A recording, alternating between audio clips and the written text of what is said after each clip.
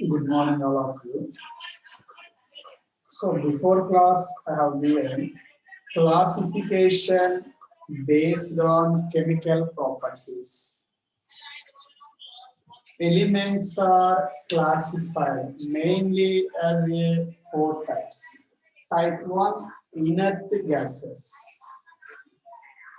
So inert gases in periodic table 18th vertical column elements: helium, neon, argon, krypton, xenon, radon. These elements belongs to inert gases, inert gas elements. Why? Because here except helium 1s2 electronic configuration. All other elements have ns2np6. ns2np6. Outermost electronic configuration. Because of that reason, due to ns2np6, these elements are chemically inert. Inert means less reactive. So these are called inert gases. At the same time, these elements are also called zero group elements and rare gases, rarely available, and aerosols. These are present in air, small amounts. So at the same time, I have given heavier elements. Out of the noble gases, heavier elements means krypton and xenon form compounds under special conditions with oxygen and fluorine. So generally, noble gases are chemically inert, not participate, but due to large size and low ionization potentials. The xenon and krypton participating in chemical reactions with oxygen and fluorine.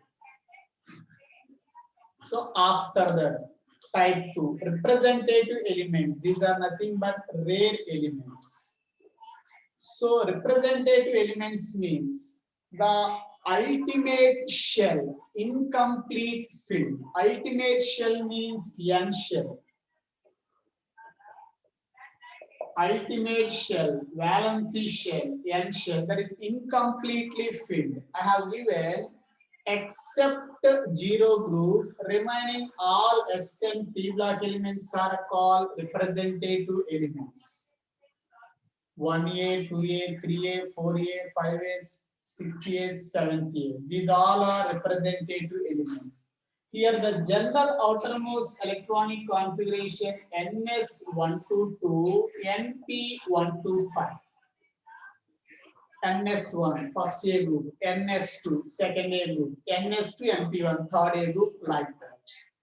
So which contain metals, non-metals, and metalloids. Generally, these elements are somewhat active because due to not complete field, these are active elements. Atoms of these elements entered in chemical reactions. So these are participating in chemical reactions either by losing of electrons or by gaining of electrons or sharing of electrons. Through that, these are trying to get inert gas electronic configurations. Generally, so these are more reactive, outermost not complete fields. So because of that reason, participate in chemical reactions. So how to participate? Sometimes these are accept the electrons, sometimes these are lose the electrons, sometimes share the electrons. Like that, these are getting the stable inert gas electronic configuration. Now, type 3. Transition elements. In transition elements, generally outermost two shells, ultimate and penultimate shells. Both shells are incompletely filled. I have given in elements the last electron, differentiating electron entered into d orbital. The element belongs to d block. So here, which d block element incomplete filled, partially filled d orbitals, either in elementary state or in any possible oxidation state, are called transition elements. Okay, if the last electron, differentiating electron, entered into d orbital, that is d block. But all d block elements are not yet transition elements. But all transition elements are d block elements. Transition element means incomplete filled d orbitals required, not complete filled. For example, so 2b group elements are there. 2b group elements: zinc, cadmium, mercury. If you have observed these elements electronic configuration, it is a 4s2 3d10 outermost, it is a 4d10, it is a 5d10. So these elements belongs to d block because the last electron entered into d orbital, d block. But these are not yet transition elements. Why? Because here d orbital completely filled. D orbital 10 electrons means completely filled. So these are not a transition elements.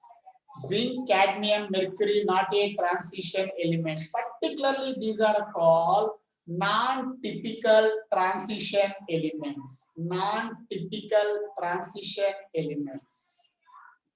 Now, so here in these elements, outermost n and n minus 1, all electrons are participate in bond formation. At the same time, due to small size and high nuclear charge and unpaired electrons in d orbitals. D orbitals, unpaired electron, unpaired, small size, high nuclear charge.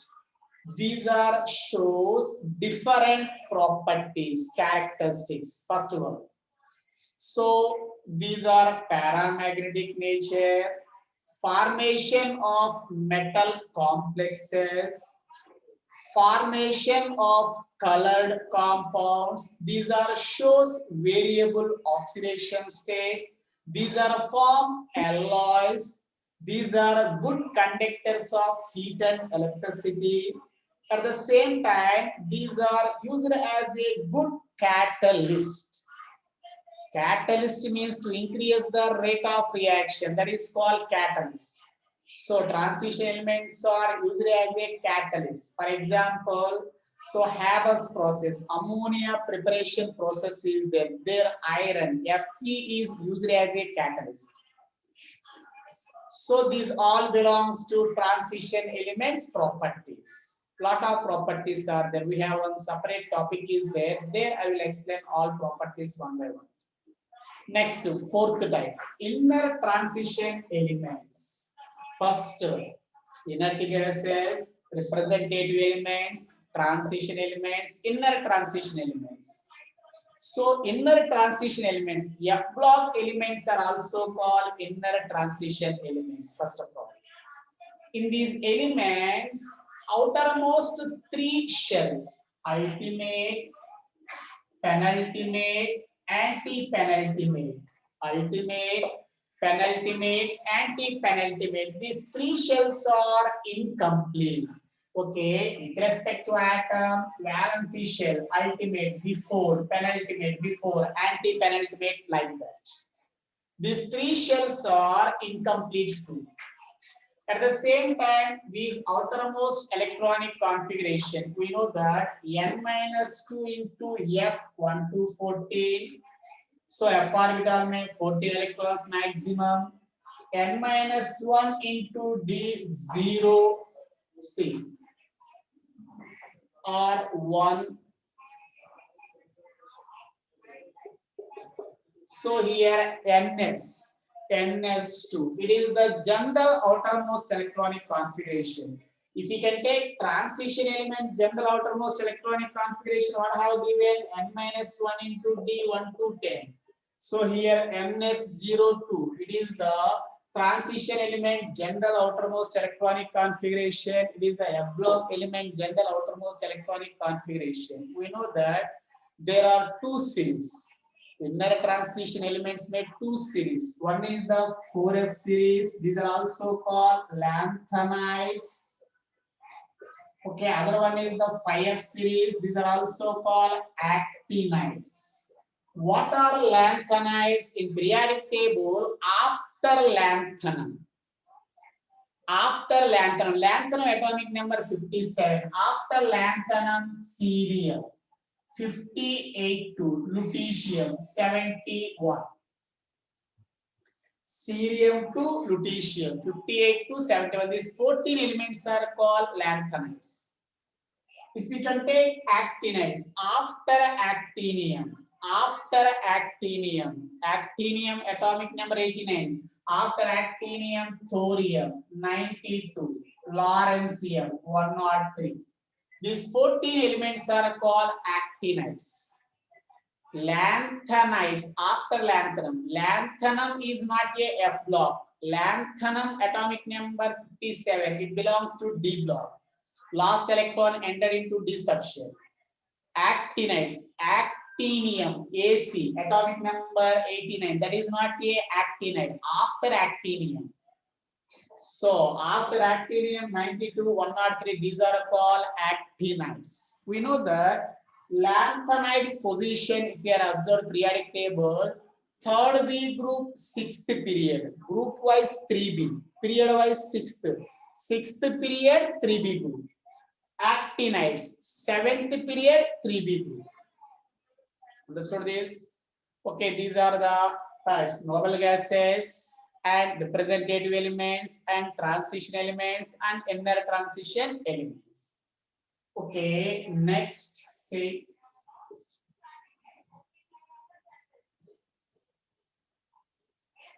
So before I have given inert gas electronic configuration, we know that the valency shell electronic configuration NS2NP6. NS2NP6, 6 plus 2, 8 electrons. That is called inert gas electronic configuration. Inert gas, valency contain 8 electrons. Now, like that, one more pseudo inert gas electronic configuration. See this? Here, pseudo inert gas electronic configuration means the valency shell having total 18 electrons. Valency shell contain 18 electrons. That is called pseudo inert gas electronic configuration. So valency shell, for example, if I have taken zinc, atomic number 30, zinc plus 2, atomic number 30 means having 30 electrons. Say its correct electronic configuration: 1s2, 2s2, 2p6, 3s2, 3p6, 4s2, 3d10. Total 30 electrons. See this. Okay, it is a K shell, L shell, like that, M. Now here, Zn plus 2 means removal of 2 electrons. Okay, 2 electrons removing means 4s electrons removing. Why? Because valency electrons, first we removed them. So with respect to nucleus, K shell, L shell, M shell, N shell. Okay, here N shell, what about that? 4s. N shell 4s. M shell 3s, 3p, 3d. 3s, 3p, 3d. Okay, L shell, we know that 2s, 2p, like that. Valency shell means 4s. After removing these 2 electrons, now the valency shell having total how many electrons? 18. See this. So 18 electrons, 10 plus 6, 16 plus 2, 18. If the valency having 18 electrons, that is called pseudo inert gas electronic configuration. Only inert gas electronic configuration means valency shell having 8 electrons. if any element valency shell, that is nothing but last shell. With respect to that element electronic configuration, last shell is called valency shell. The shell having 8 electrons, inert gas electronic configuration. Otherwise, 18 electrons, we can say pseudo inert gas electronic configuration. Okay. Now here elements classification completed. Now one more most important topic, periodicity and periodic properties. See.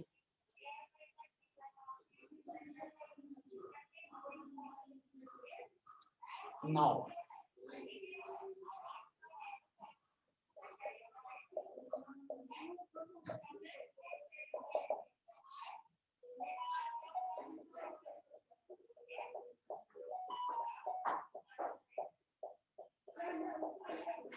See, periodicity or periodic properties.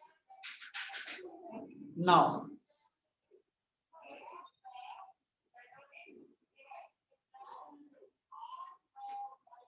see, generally what is called periodicity?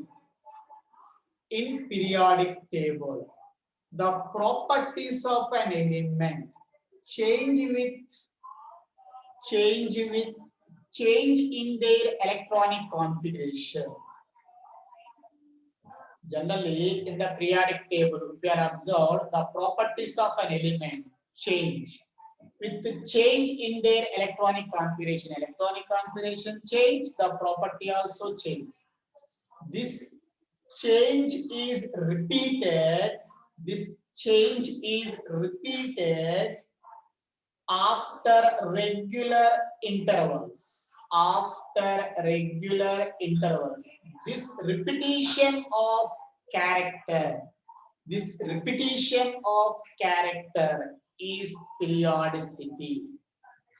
The properties are called periodic properties.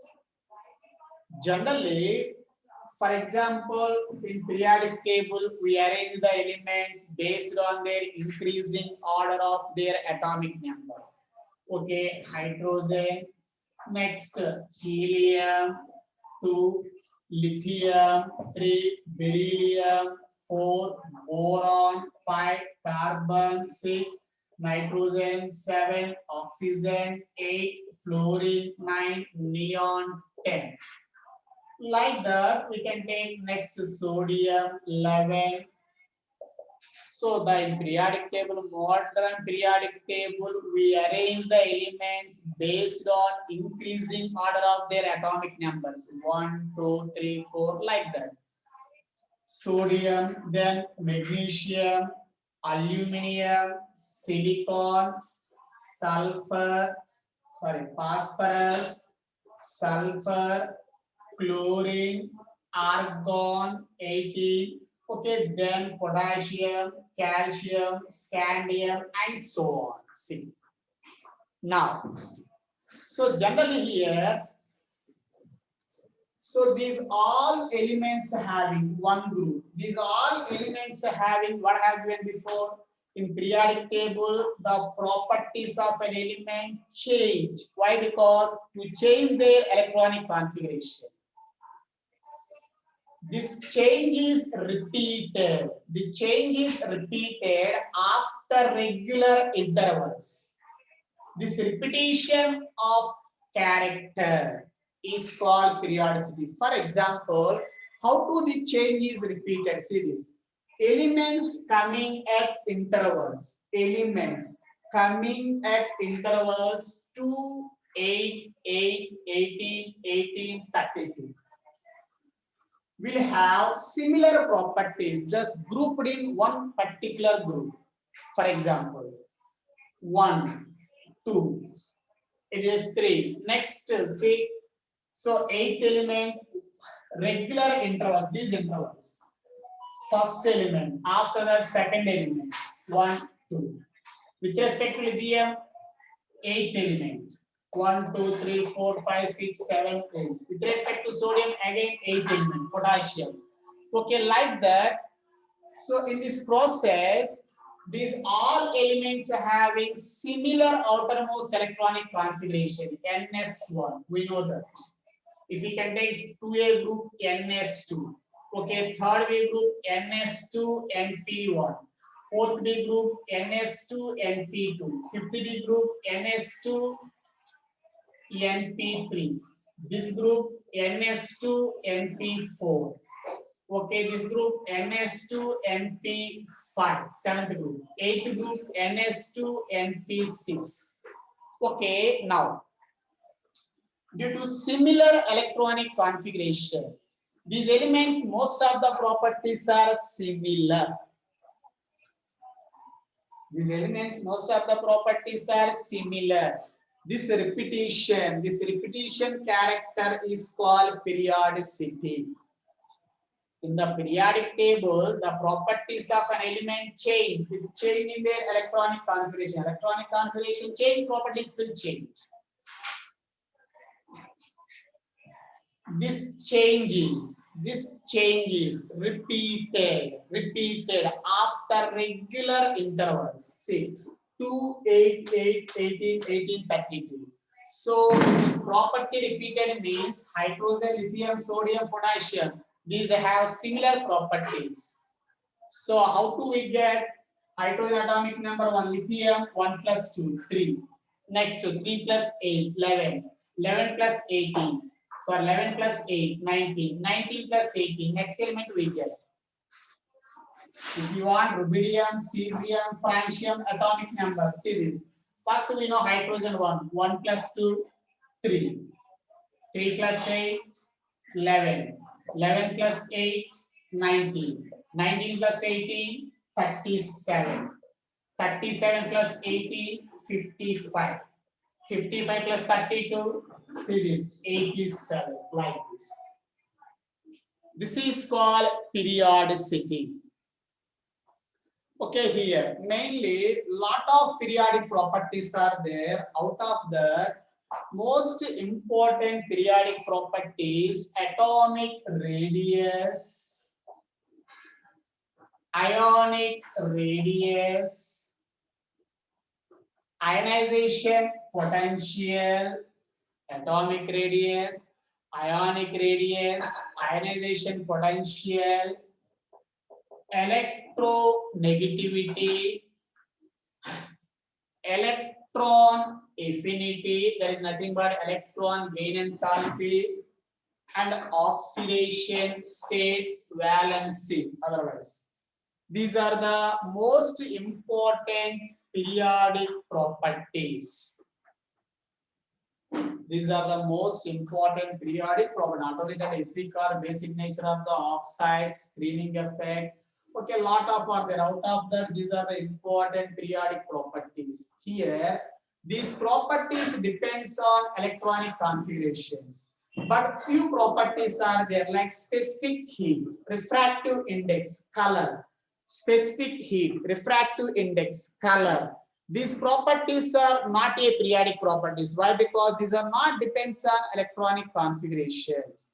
Which properties depends on electronic configuration? Generally, the properties are called periodic properties, like atomic radius, like ionic radius, like ionization potential, like electronegativity, like electron affinity, like oxidation state or valency, etc. Now we discuss one by one. Atomic radius first. What is called an atomic radius? Then ionic radius. Then ionization potential, electronegativity, electron affinity, one by one. So first one, atomic radius. See, first periodic property, atomic radius.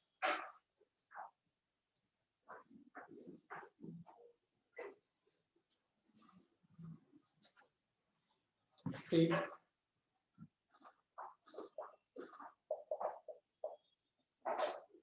atomic radius. Now, so here, what is called an atomic radius? Generally, size of atom expressed in atomic radius. Size of atom expressed in atomic radius. Now here, if I have treated, it is an atom. So generally I have treated it is an atom, it is the nucleus, the center point that is referred as a nucleus. Now it is the valency shell. Valency shell. Now here the distance between, see this, the distance between center of the nucleus of an atom, which is the center of the nucleus of an atom, to valency shell of electron. Here if valency electron is there, so this is called, this is referred as a atomic radius. See this. In atom, the electron cloud around the nucleus extends to infinity. Around the nucleus, the electron cloud extends to infinity. The distance between the center of the nucleus and the electron cloud of outermost energy level is called atomic radius. Simply the distance between center of the nucleus of an atom and valency shell electron is called atomic radius. Generally, atomic radius cannot be determined directly. We cannot say directly this is the atomic radius like this. So, but the atomic radius can be measured from the internuclear distance of combined atoms. Internuclear distance of combined atoms by using some methods like X-ray diffraction, by passing through X-rays, that is called X-ray diffraction studies, and otherwise other spectroscopic methods. By using some special methods, we calculate, we determine the atomic radius. We cannot say directly that. That is not possible. Atomic radius. It is expressed in terms of angstroms, nanometers, picometers, centimeters, meters, etc. We know that 1 angstrom equals to 10 power minus 8 centimeters, that is nothing but 10 power minus 10 meters. 1 nanometer equals to 10 power minus 7 centimeters, that is nothing but 10 power minus 9 meters, etc. Atomic radius depends on several factors, mainly nature of the bonding. Atomic radius depends on mainly nature of the bonding. Not only that, it depends on number of bonds. It depends on oxidation state. It depends on coordination number. It depends on bond characters, etc. Mainly the atomic radius. Based on nature of bonding, it is classified into 3 types atomic radius. First one, crystal radius. Based on nature of bonding. Based on nature of bonding, atomic radius is 3 types. Crystal radius, then van der Waals radius,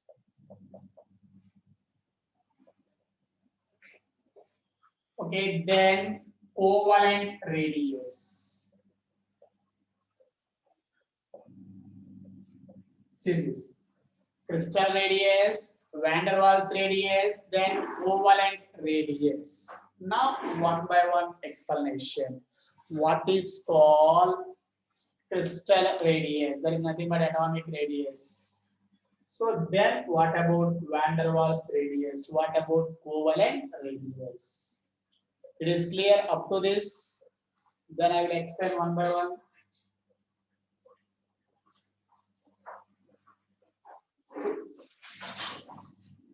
It is clear? Yes, sir. Okay, good. Okay, any doubts? Sir, in yesterday's test, there is one doubt. Sir, how to find that hydrogen? I will send that question in WhatsApp. Okay, what Samuel said, I will explain that, right? So, what about yesterday's exam?